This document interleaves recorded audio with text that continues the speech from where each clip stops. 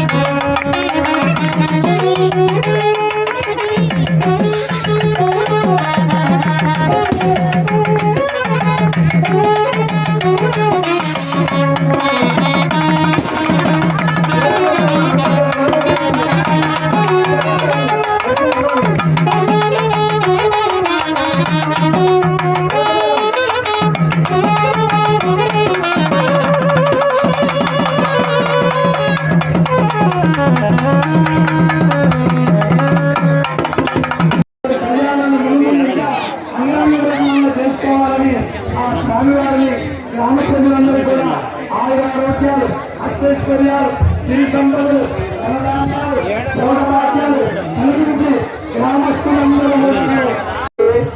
రామ్మోహన్ రెడ్డి గారు, వారి ధర్మపత్రి ఝాన్సీ లక్ష్మి గారు ఈ యొక్క పాణిగ్రహణ మహోత్సవ కాలమందు స్వామివారికి శతద సహస్రద నమస్కారాలు తెలియపరుస్తూ మరి స్వామివారిని పెళ్లి కుమారుడిగా భావించి మరి పంటపాలెం గ్రామం తరఫున భక్తులందరి తరఫున వారు అయ్యగారికి బంగారంచుల పట్టు వస్త్రములు, పట్టు ఉత్తరీయములు, మధుపరక ద్వయములు సమర్పిస్తూ ఉన్నారు.